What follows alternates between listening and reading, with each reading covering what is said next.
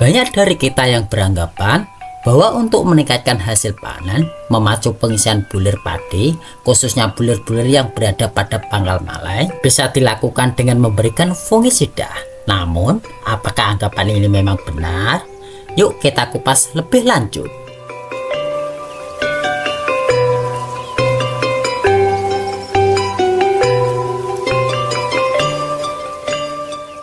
Assalamualaikum warahmatullahi wabarakatuh. Terima kasih telah bergabung dengan kami lagi di channel Giarta Production, tempat kumpulnya petani masa kini.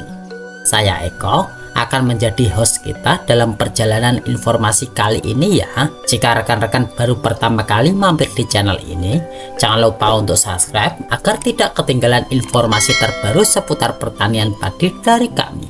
Tanpa basa-basi lagi, mari kita mulai pembahasannya.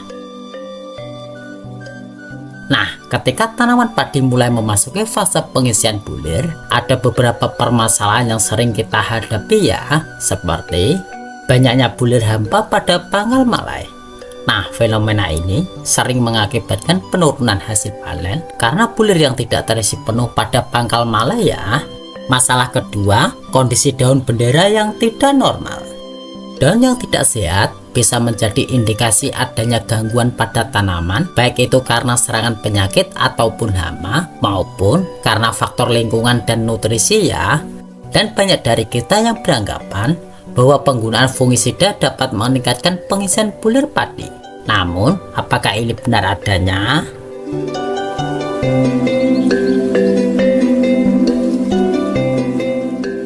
Nah, mitos tentang penggunaan fungisida untuk meningkatkan pengisian bulir padi sebenarnya masih perlu dipertanyakan ya. Fungisida umumnya digunakan untuk melindungi tanaman dari serangan penyakit dan hama, bukan untuk meningkatkan hasil panen secara langsung. Namun, apakah ada kaitannya antara kondisi tanaman yang sehat dengan pengisian bulir padi yang optimal? Mari kita bahas lebih lanjut.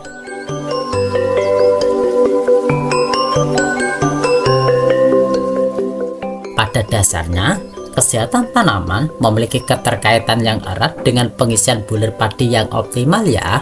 Berikut ini beberapa poin yang perlu dipertimbangkan. Poin pertama, penyerapan nutrisi. Tanaman yang sehat cenderung memiliki sistem penyerapan nutrisi yang baik ya. Nutrisi yang diserap oleh tanaman akan membantu dalam pembentukan bulir padi yang sehat dan penuh. Lalu, poin kedua, fotosintesis yang efisien.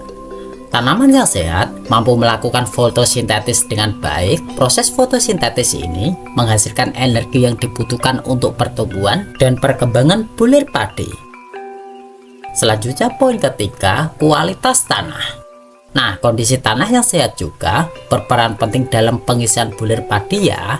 Tanah yang subur dan kaya akan nutrisi akan mendukung pertumbuhan tanaman secara optimal. Lalu poin selanjutnya, resistensi terhadap penyakit dan hama. Tanaman yang sehat cenderung lebih tahan terhadap serangan penyakit dan hama ya. Dengan demikian, tanaman dapat fokus pada pertumbuhan dan pengisian bulir padi tanpa terganggu oleh gangguan eksternal. Dan untuk poin yang terakhir, peran manajemen tanaman. Nah, praktek manajemen tanaman yang baik seperti pemupukan yang tepat, pengairan yang cukup, dan pengendalian gulma juga berkontribusi pada kesehatan tanaman dan akhirnya pengisian bulir padi yang optimal ya.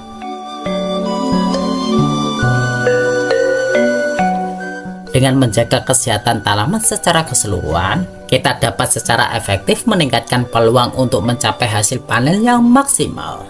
Oleh karena itu, penting untuk memberikan perhatian yang cukup pada aspek-aspek kesehatan tanaman dalam upaya mencapai pengisian bulir padi yang optimal.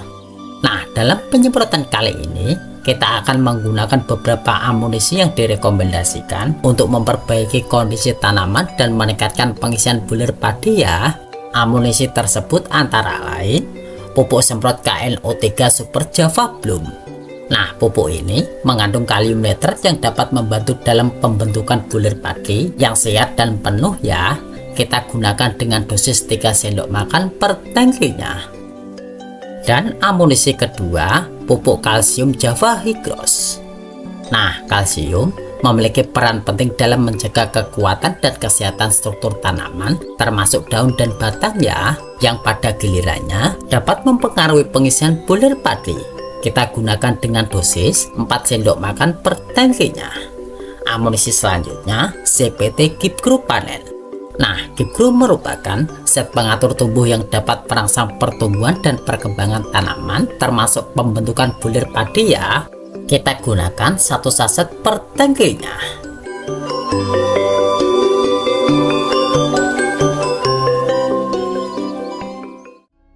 Sebelum melakukan penyemprotan, penting untuk memperhatikan beberapa hal seperti dosis penggunaan yang tepat dan waktu aplikasi yang optimal ya. Aplikasikan 2 kali saat padi berumur 67 hari dan 77 hari setelah tanam. Nah, dengan memahami faktor-faktor ini, kita dapat lebih efektif dalam memperbaiki kondisi tanaman dan meningkatkan hasil panen secara keseluruhan ya.